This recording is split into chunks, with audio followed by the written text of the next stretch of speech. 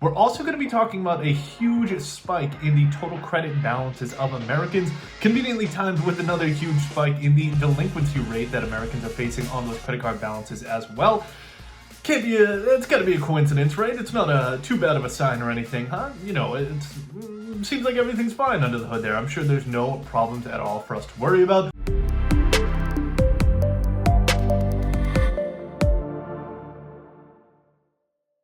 What's up, apes? Welcome back to another edition of the 𝗙𝗟𝗡𝗚's Daily Podcast of the Day. Thank you all for joining us here once again for another edition of the world's most popular, influential podcast with the most handsome host, the most insightful guests, even though we've never had one on before, but still pretty cool stuff going on over here at WSO, and we got a lot to talk about because there's a lot going on in the world here today.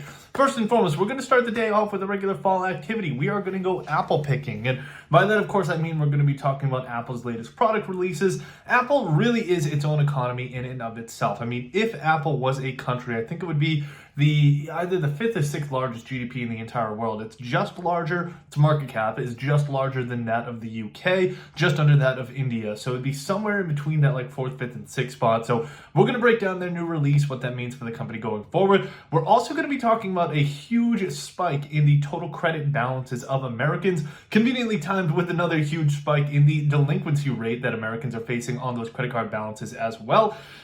It's got to be a coincidence, right? It's not too bad of a sign or anything, huh? You know, it seems like everything's fine under the hood there. I'm sure there's no problems at all for us to worry about. Speaking of which, JP Morgan was also plummeting on the session here today. The stock was down quite a bit. We'll break down exactly what was going on there. I thought the goddamn sky was falling when I saw how much the stock was down this morning at the open, but we'll break it down for you in just a quick minute. Before we get into all that, we got some more high-level things to discuss here, so let's go ahead and get into some of the big movers for the session. First and foremost, WSO portfolio up about 77 basis points for the session. Not a bad day, not a phenomenal day either compared to the indices. It was actually relatively good. So we had the NASDAQ of about 84 basis points on the session. Strong outperformance from the likes of Amazon, Tesla. It's both the reason that you saw NASDAQ outperformance as well as the Alpha portfolio. Tesla carried us for the session as it usually does when the stock has an up day. The S&P 500 up about 45 basis points at the same time. And the Russell 2000 shed 8 basis points on the session. Rough day for small caps. Okay, moving on into some of our banana bits, the stories that we wanted to talk about here, but didn't necessarily have enough time to allocate for an entire piece in the 𝗙𝗟𝗡𝗚, the world's greatest newsletter. So, first and foremost, let's take a step back. Today, when you're going to be watching this, it is September 11th. 23 years ago today, thousands of Americans lost their lives and even thousands more were horribly injured in the worst terrorist attack that the country has ever seen on the events of September 11th at the World Trade Center and at the Pentagon. Of course, we will never forget. Shout out to, all the victims of 9/11 and all of the troops. Everybody, thank you all for your service out there. Okay, let's go ahead and get into some of the big stories coming into the session for today. So first and foremost, we have a big inflation report that's going to be dropping this morning. The CPI print for the month of August is going to be released, and then tomorrow there's going to be the PPI report, and that'll feed us into next week where the Federal Reserve is going to be taking out its pair of scissors and starting to finally cut rates as they should have done 3 lifetimes ago. Meanwhile, the EU just fined Apple and Google a combined $17 billion. I don't know who the fuck the EU thinks they are. The United States isn't even regulating these companies, but the European Union sure is, and Ireland is actually the biggest beneficiary of it because the EU court basically determined that Apple owes Ireland about $14.4 billion in back taxes, and then Google got about a $2.6 billion slap on the wrist for some whatever bullshit antitrust violations. Meanwhile, Apollo, certified smarty pants, Torsten Slok, he published this absolute book going over everything to do with the U.S. housing market, basically their outlook and forecast for the most important asset market in the entire world, arguably. I would say that U.S. housing probably is, like if you had to identify one of the most important asset classes, it's probably actually like treasury bonds. But still, for most Americans, for most individuals around the world, your house is easily going to be the most important thing. All right, Elliott seems like it's beating the shit out of Southwest Airlines already very early on into this activist battle, and it's not even a close match. Both Southwest CEO and its executive chair have agreed to step down before the start of 2025. So Elliott is kind of already winning. They're going in with their sharp elbows, pushing people out so that they can affect their own changes that they want to see with the airline. Ally Financial, JP Morgan wasn't the only bank stock completely plummeting for the session. Ally Financial went ahead and joined them. The stock was down a ridiculous amount here this morning. It was like 18% the last I looked at it. Let me go ahead and take a look at what it is now. 17.62% down on the session. Basically what happened is the company, they made the stupid mistake of being just way too honest. They came out and basically said that auto loan repayments have started to decline. Americans are struggling to pay off their cars, and that triggered traders a good bit to sell off the stock. And like I said, down 17.62% for the session. Then finally, just as debt concerns are starting to grow in the United States, like we kind of hinted to beforehand, the Federal Reserve is coming up with new capital requirements for these banks. They thought about increasing them by about 19% or so. Instead, fuck it, let's do the complete opposite and cut it in half, and that's exactly what they're doing going forward. So we'll see if that can go through Congress and what kind of bullshit Elizabeth Warren has to say about that. I'm sure she'll be fucking yapping on about something to do with it. But before I get all of us in trouble here, let's go ahead and talk about our main story of the day. For Macro Monkey today, like I said, we are of course going apple picking. It's that time of the year again. I certainly hope everybody has said their prayers to the pumpkin spice god for a very fruitful harvest this autumn. We're looking at flannel shirts, we're looking at hay rides, and of course, apple picking. Now, when it comes to apple picking, you're down to the orchard. Easily, my favorite part of the experience is the cider donuts, especially if they're warmed. Oh, apple cider donuts. Doesn't get better than that. I know what I'm doing this weekend because I just got fucking horny for it, just thinking about it right here. But in all actuality, my favorite Apple product might now be the iPhone 16. Now, it looked pretty cool in this release, like I said. I think I told you guys this yesterday, but I did actually just pre-order one the other day. Don't usually do that, but I do need another phone and might as well get the one with Apple Intelligence if I'm going to get one instead of, just forcing myself to upgrade in the next year anyway. So I'm going to be getting the iPhone 16. I will review that as soon as I actually have it in my hands. They're not sending it out until September 13th. So I believe that's a Friday the 13th as well. So I'm sure that's going to go fantastically.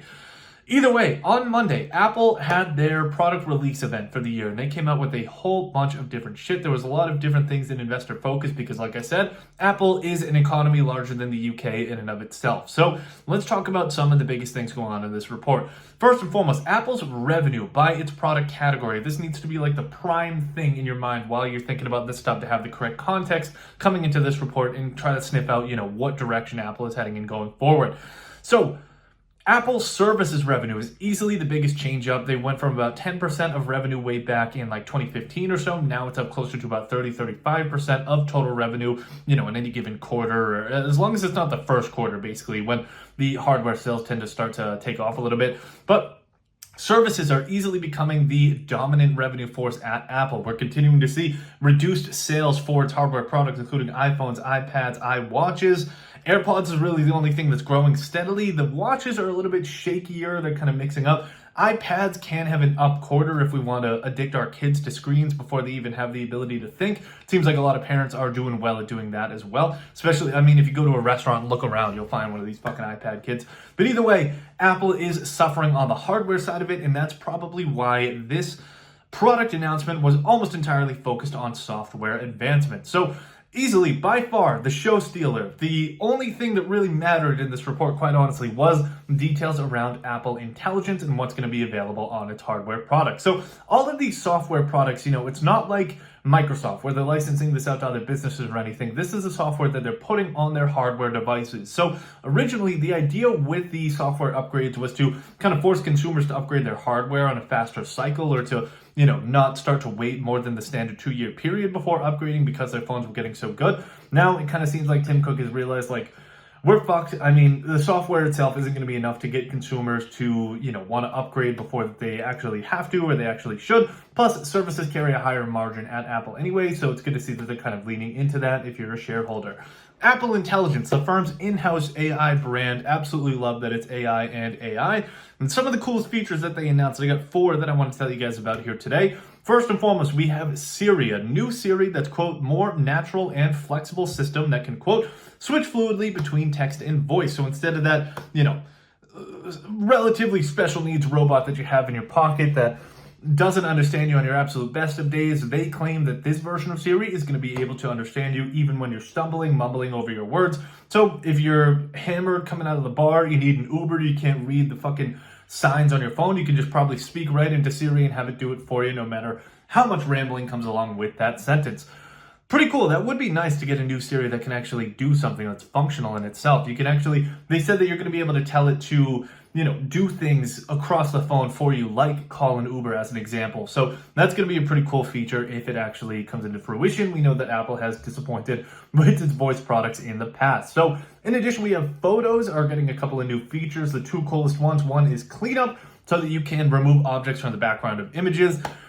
That's kind of sad because all those pictures that I photobomb on vacations, that means these people are probably going to be able to go in there and edit me right out, or edit out the bunny ears that I put on my dad and all of, our pictures growing up and everything. That might be sad in terms of nostalgia. Like, what if I'm a funny background character in somebody's pictures and then they go ahead and remove me? But maybe they'll turn it into a movie instead, because that's the other feature that Apple has added to its Photos app. This is called Memories. Yes, directly stolen from Snapchat, as Apple and Meta absolutely love to do, but nonetheless, what this essentially allows you to do is to go into an image and you can type, basically you can type a command to tell the image to do a specific thing, and it's going to turn it into a movie. So to quote directly from Apple, they said, enables users to create movies by simply typing a description. So say you have a picture of me right here and you want to say, like, make David start, throwing up as if he was coming home from the bar freshman year of college. You could make me do that right now if you screenshotted this and described it into it, and you had this Memories feature on your iPhone. You're also going to have the ability to get personalized notifications. This is the most Orwellian thing that I could possibly think of, but nonetheless, a new focus mode will show, quote, only the notifications that might need immediate attention. It wasn't too long ago that we would go weeks, months, years without speaking to some of the most important people in our lives. Like, think about the founding fathers, when John Quincy Adams was sent away by John Adams to go and study in Russia for his childhood. Probably didn't see his family for like a fucking decade, and they heard about each other on letters that were being sent on, from people and then horses and then boats all the way across the entire goddamn world. Now, we can't go more than 5 fucking seconds without knowing that our dog threw up on the floor in the other room or something like that. But nonetheless, that's the way that the world is heading in. So Apple, Big Brother, in other words, is going to be able to read all of your notifications, and they can summarize things like messages, emails, all this different kind of stuff, give you reply suggestions just like LinkedIn does. So I'm sure that that is going to be hysterical, because few things keep me more entertained than just sending those automatic replies on LinkedIn back and forth to each other. But still, it's good to know that we'll be able to do that right in iMessage going forward. Finally, Notes and Phone apps. This is another Orwellian-ass feature that actually might be helpful, especially for somebody like me who typically, when I can't hear the sound of my own voice, I kind of stop paying attention a little bit. But nonetheless, what Apple is going to allow you to do is get transcriptions and summarized reports to, quote, help recall key moments of conversations when this feature is turned on. I assume this means that it's going to be recording in the phone app, like if you have this feature turned on, and it's going to show you that transcription in the Notes app. That's just the way that it was presented on the Apple Newsroom portion of the website. So, that's some of the cool stuff that's going to be coming with Apple Intelligence. Now that I've actually kind of said it out loud, it does seem a little bit less cool than when I was reading about it beforehand, but still, either way, it's going to be some interesting stuff. Of course, the biggest concern with Apple Intelligence going forward is privacy. Now, Apple has incorporated privacy into its DNA like my parents incorporated cringe into mine, so it's really there from the ground up. Like, Apple is basically the only brand in the world that can kind of do this right now, one from a reach perspective and two from a trust perspective. So, as far as consumers trust any brand, Apple is certainly at the top of that list. So there is basically, first and foremost, Apple is promising a couple of things. There's two big promises that are going on here. And the first one is that all processing possible is going to be done locally on your device. So you don't have to worry about other people being able to access it. But of course, for more complex requests that require more computational power, what they're essentially going to do is send this to a private cloud compute. Now, allegedly, what this is a kind of personalized or a private portion of the cloud compute that comes from Apple's own hardware, Apple's servers themselves. So it's staying within the Apple ecosystem, not going out to third parties or anything like that.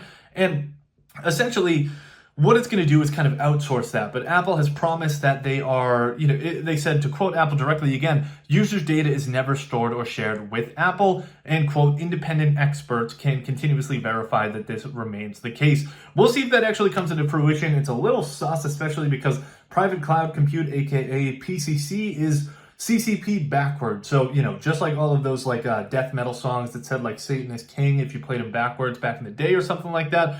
that could be what Apple is doing right here. We're always on the lookout for an Illuminati presence, and it seems like it's peaking with the Apple Intelligence launch right here. I'm going to go ahead and get my tinfoil cap and put that on before I start recording tomorrow. But continuing to move on down, there were some hardware launches that came with this as well. Now, the hardware launches, much less exciting. There was, some cool things that came with the watch feature, and AirPods actually too. AirPods had a cool upgrade, but all of the cool upgrades are coming from the software side. Now, they might be implicated on or utilized on the hardware devices, but they're all coming from software upgrades. It's not like they're doing anything different with hardware, at least at this point. First and foremost, Apple's AirPods Pro 2 can now function as a clinical-grade hearing aid, according to Apple, and are, quote, the world's first all-in-one hearing health experience. I have absolutely no idea what that means, but my mom is completely deaf at this point, just about, so I'm sure she's going to be hyped up when she hears about this. Get it? She probably won't hear about it, but don't worry, I already texted her this morning. So we'll see if she goes ahead and purchases this stuff, because that would be great, so we don't have to scream in my house all the time. Now, at the same time, what they're doing on the watch side of things is Apple, it's not enough to track every one of your heartbeats, every one of your shits. They want to track every one of your breaths going forward as well. So a new feature within the Apple Watch is that it can detect possible sleep apnea in people who are wearing this when they go to bed. But otherwise, on the hardware side, it's really nothing major. It's an iPhone 16, 16 Plus, 16 Pro, and 16 Pro Max. These are going to range in total cost from $799 at the absolute base model to up to $1,200 for the Pro Max version with the upgraded, GPUs, fucking storage, all that bullshit that I don't know anything about. That is going to be where all of the additional costs kind of go going forward. But again, really no major hardware upgrades. I know a lot of people thought that the company was going to come out with additions or kind of updates to the Vision Pro, that VR headset that they have.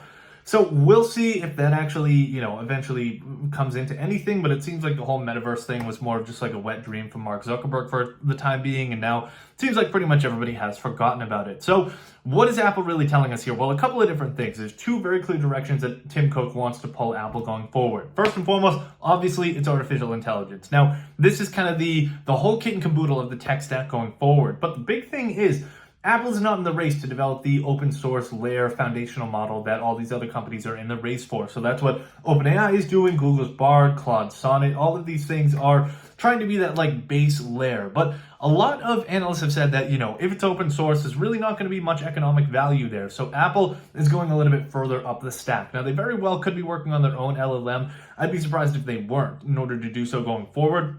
But then again, they could be striking a similar deal with the likes of OpenAI that they have with Google. Google currently pays about $20 billion per year to be the default search engine on Safari on both iPhones and Macs. So it could be a very similar process with ChatGPT going forward. I'm sure Apple and their investors wouldn't be too mad at another $20 billion per year, while Apple focuses a little bit higher up on the stack on the application layer. Maybe there could be some premium version of Apple Intelligence coming down the line, but who knows right now with access to 1.4 billion of the wealthiest consumers in the entire world.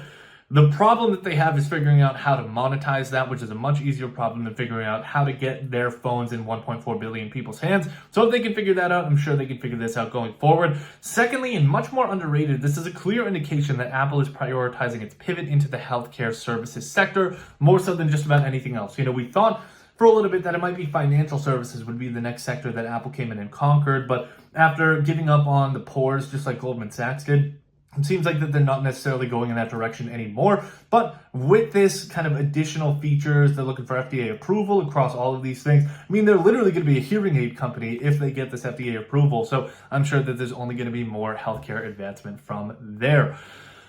You guys feeling bullish? You buying Apple after this result? Let us know. Again, shoot me an email. Thoughtful emails will always get thoughtful responses. David@WallStreetOasis.com. But for now, let's go ahead and move into some of our big stock movers of the day. This one we did talk a little bit about yesterday, but still we had to talk about it here today because the stock had a big reaction, even though it had already been up quite a bit in the after hours session, which we talked about yesterday. Oracle Corp up 11.5% on the day. The stock is bouncing after an earnings report which showed accelerating growth in the company's most important unit. Its cloud revenue unit growth, year-over-year revenue growth came in at about 45%, an acceleration from the 42% year-over-year growth that was registered in the first quarter. This company, it's like your dad's version of Microsoft, basically. I don't know if anybody out there has ever had the mispleasure of using PeopleSoft.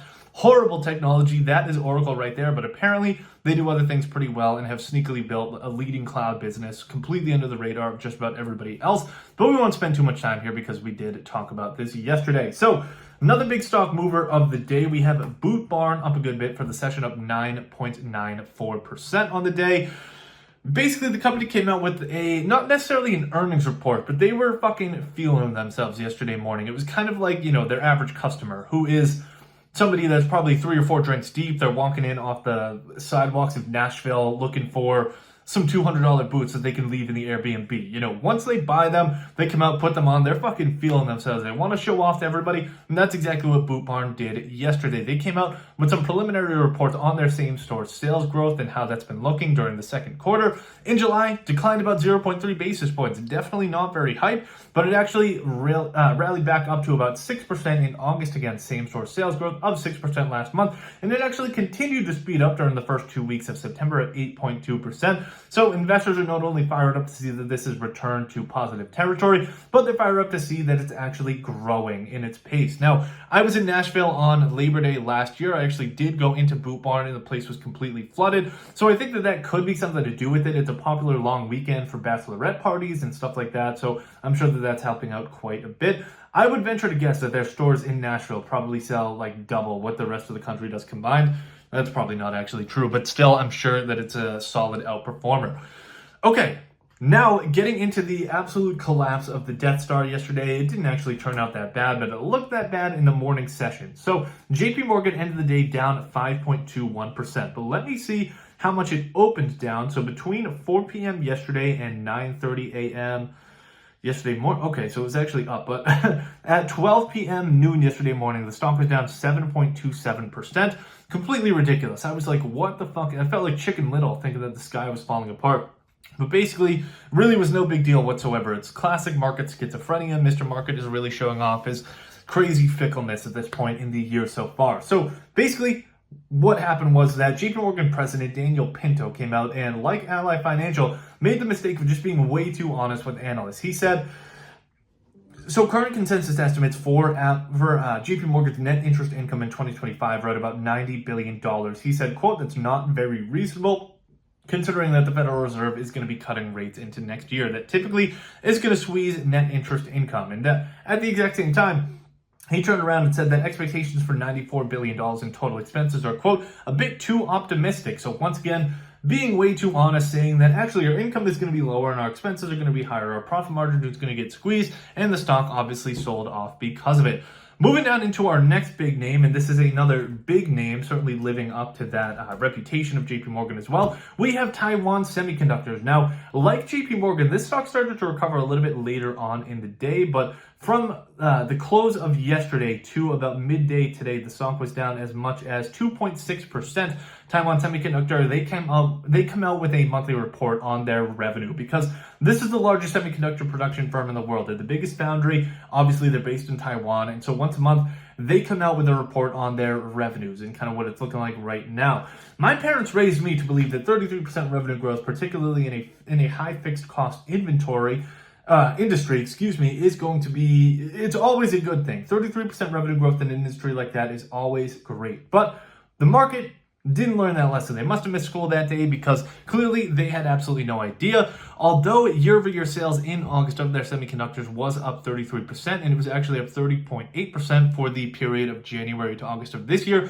compared to 2021. We also saw a 2.4% decline from July to August. So that was a big driver of the sell-off, I can imagine, and at the same time, it's probably people just running for the hills away from this semiconductor trade, just like they have been over the past couple of weeks, really since NVIDIA's latest earnings report. So it's both the Taiwan semi problem and a market-wide problem. It's a combination of idiosyncratic and kind of market-based. So kind of the double whammy that you definitely don't want to see. All right, moving on down into our last session of the day, Thought Banana. It certainly is starting to make sense. So we have been wondering for quite a while now, how the fuck Americans have been able to increase their spending when wage growth is slowing, savings are declining. You know, like we're just pulling from all of our savings in order to fund this lifestyle, but it turns out that we're doing a little bit more at the exact same time. We know that Americans are very good at pulling money out of thin air. Just look at what we did in response to the pandemic in 2020 and 2021. What, $7-8 trillion just dumped out of fucking nowhere? So turns out consumers are pretty good at pulling money out of their ass as well. Specifically, however, they do so with credit. And I gotta give them credit where credit is due. This was an impressive performance for the past month. Total consumer credit, according to the Federal Reserve, increased 6% in July. That is 5 times the annual increase that we saw in June and more than double the annual increase that we saw in May. So June credit growth increased by about 1.2% annually, and in May it was 2.8%. In July, it was a flat 6% rate. That's the highest growth that we've seen since November of 2022. Now, most of this was done from revolving credit. Revolving credit, by the way, this is things that you are not necessarily like paying off. Like it's not a fixed monthly installment where you're paying this thing off. It's just kind of, you're paying down a balance. So you could pay it all the way to zero, but it's just getting automatically re-upped anyway. Think about credit cards, home equity lines of credit, HELOCs, in other words, personal loans, business loans, different kind of stuff like that. Whereas non-revolving credit, the other side of the equation, is basically entirely made up of student loans, auto loans, and mortgages. So, and I'm not even contributing to this because this is July, so don't get mad at me because of the increase. But we saw revolving credit up about 9.4%, whereas non-revolving facilities were up about 4.8% over the past month or so. So it's really, like the numbers indicate, revolving credit that is doing most of the heavy lifting. It seems like UA followed my advice to a T. Rack up those credit card bills, drive spending higher, and maybe we can grow out of this problem. But it certainly doesn't seem like we have been able to so far, because delinquency rates at the same time are starting to increase. At 3.25% in the second quarter, delinquency rates are the highest that they have been since the fourth quarter of 2011. 12 years ago, before anybody knew what the fuck a goddamn TikTok dance was, or what this is. This is like an influencer light right here. Basically, before the world was completely ruined. That is how long ago it's been since delinquency rates were at this level. Again, at about 3.25%. So once again, we're seeing credit balances go in this direction. We're also seeing delinquency rates go in this direction. I'm sure it's not a problem at all, right? If credit balances increase and we can't pay them off, no problem. That doesn't pose a recession risk or anything at all, does it?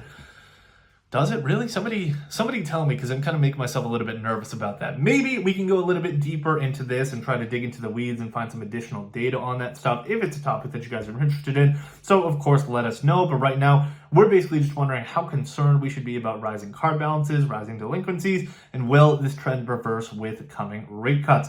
Before we let you go, Mr. Warren Buffett has a quote that he wants you to hear. He once said, "The most important thing to do if you find yourself in a hole is to stop digging." So, thought this related to the credit side of it. If you find yourself in a hole with your credit balances, just stop digging. Start to pay it all off. Ben Franklin said it's better to go to bed without dinner than to rise in debt. So again, a couple of good role models right there. Maybe not Ben Franklin so much because of his history with French women on his diplomatic meetings, but that's a topic for another day. Happy investing, happy trading, apes, and we will see you guys tomorrow. Bye now.